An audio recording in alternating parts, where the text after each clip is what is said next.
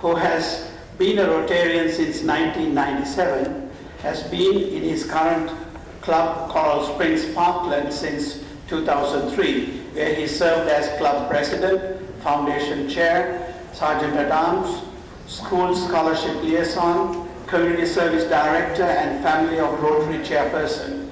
Todd has served District 6990 as an assistant governor, district foundation annual giving chairperson, and district membership and retention chairperson. He is a member of several Rotary fellowships, including the Rotary Club Rotary Global History Fellowship, where he serves as District 990 liaison, and several other regarding computers and social media. Todd is a graduate of Rotary Leadership Institute and now serves as faculty member of the Sunshine Division, chosen as instructor at Florida PEX. Todd is Division Vice President at Red Coats Inc., a commercial janitorial company, and is also the president of Dayton Worldwide LLC, a corporate merge and transition consultant. He has a bachelor's degree from Rollins College, a master's degree from Jacksonville University, holds a certification as lead AP from the United States Green Building Council. This is the better part. Todd is married to Wendy and is the father of Alisa, who is a senior at Coral Springs High School, where she serves as the Interact District Governor for 6990, 2011 and 12. She overshadows the father now. Please stand and welcome our District Governor, Todd David.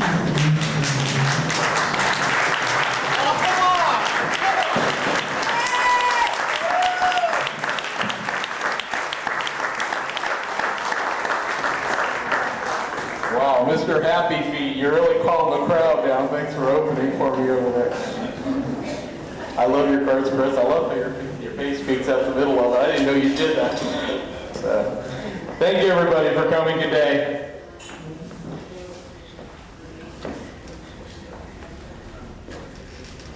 There's a lot of thank yous that have to go out today. I'm going to start certainly with Assistant Governor Joe Stevens for putting this together. The assistant governors have been put through their tasks this year with a lot of extra tasks because I have a different schedule than a lot of governors have had in the past, so they have really had to work very hard. So thanks for that. I thank you for all the club presidents that are present today, and all of you for taking time out of your busy schedules. I know this is a different time for a lot of you as far as meeting. The Coral Gables Club, you got lucky, you're at your standard scheduled meeting, but everybody else is here on a different schedule. Some morning clubs, afternoon clubs, dinner clubs, all trying to converge in one place, so thank you for being here. I am the District Governor, District 6990 for 2011-2012. I served #1 out of 532 in the world, which means I'm the bottom of the cookie jar for the district. Anything that goes wrong, it's all my fault. So as long as Rotary International appoints one official officer every year, and that's what they serve in the district. They give you the keys to the kingdom, and then they take them back very quickly. But it's an honor to be serving District 6990 this year. This is going to be a very quick and moving presentation. If you've never seen this type of presentation, you've got to keep your eyes on the screen because it's not going to be your standard PowerPoint.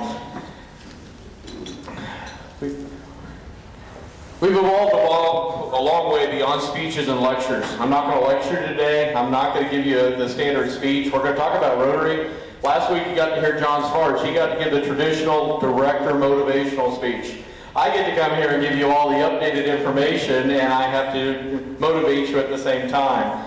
But John Sparge, I hope you enjoyed him last week. John has been an absolutely wonderful individual to work with, and he and his wife Cindy and kids are just wonderful. So thank you for your support for that last week. But we've evolved apart away from the point of everybody sitting in big hardback chairs and listening to people lecture to us and speak to us. We're trying to change some of that this year. You saw that. How many people went to district assembly? A few of you? Okay, a few of you. You got greeted by people screaming at you, rock music, and people in safety vests. So it's a little bit different than your standard district assembly. Our goal is, of course, is to continue to motivate people throughout the district. But do we really motivate? That's going to be the question you're going to ask. Is that do we motivate individuals to do things that they would normally do. I don't think we do. I think what our job in the district and as club presidents as well is to look at systems. Because people, and particularly Rotarians, are self-motivated. They're motivated to help their community, they're motivated to be part of their clubs. We have to clear the barriers that are in their way, because there's a lot of barriers that are out there. Rotary International gets in our way sometimes.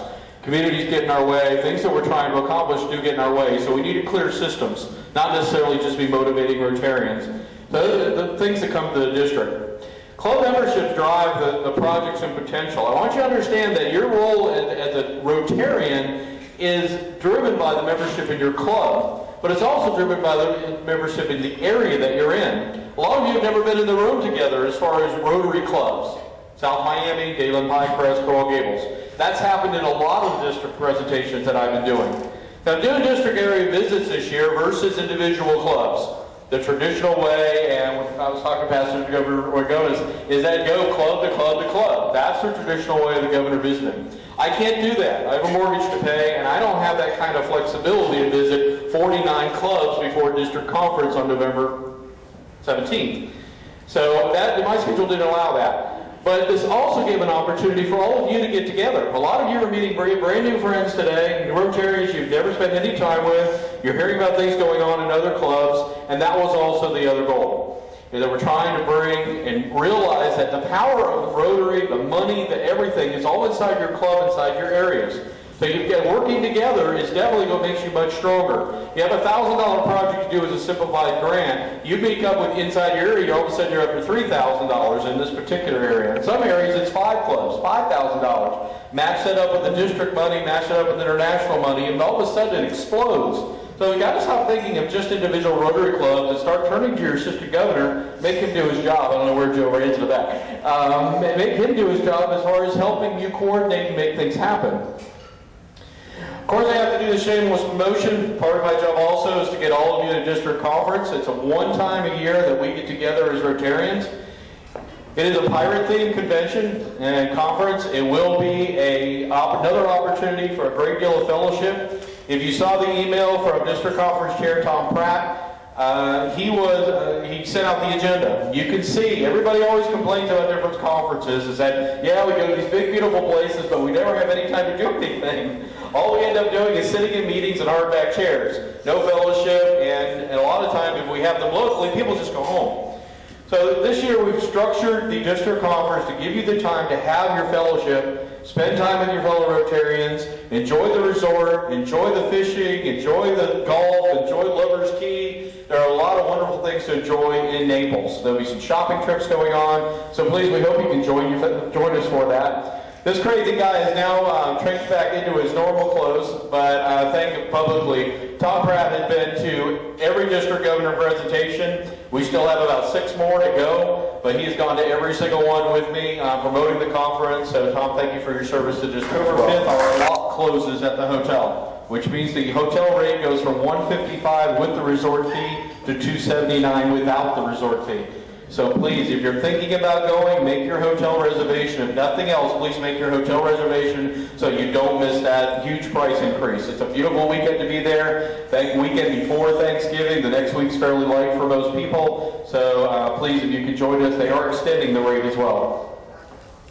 There will be a treasure chest contest. Some are doing it by clubs or some are doing it by individuals, but there's going to be a great competition there. If you've got some ideas to work on a treasure chest, please bring them. We'll have an evaluation team, and it's just part of the pirate fun. But the whole idea is just get everybody there and have a really good time.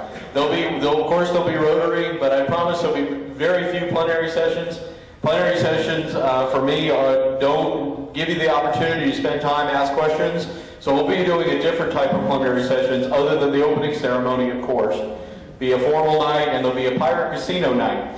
Now, Pirate Casino night is Friday night, and you saw the little gold pieces of loot. We've been handing out loot since November of last year. Started with the cruise. How many has a blue coin? Anybody got a blue coin? Chris has a blue coin. There are a lot of things that are out there. Yoli has her blue coin.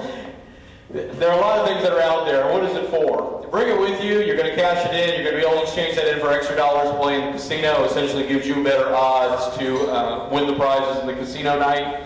The district conference as a whole is around the pirate theme, but we're going to wrap that all up on Friday. Saturday will be spent bringing it back home to Rotary with some Rotary programs and, of course, the Black Tie Governors banquet that night. It's black tie optional, but we'll bring it back home to Rotary and the Rotary Foundation. It's great to have a good time, but we also about what we do every day and what we do in the community. So we'll bring it back home on Saturday night. International Convention this year, May 6th through the 9th in Bangkok, Thailand. There are several people that are going from the district, so I hope you can join us over there. It is going to be several years of being out of the country. It will not be back to Atlanta until 2017. It is headed to Bangkok, Thailand, then Portugal, then Sydney, Australia, and then it was supposed to be Seoul, but Seoul has been pulled again and bumped back, and Brazil has been moved up. So that's your next few years before we get back to Atlanta for the 100th celebration of Rotary Conventions. Will be held in Atlanta, so we'll be back home and fairly close, but hope you can join us in Bangkok this year as well. Group study exchange this year is with District 9650. It's just north of Sydney, Australia.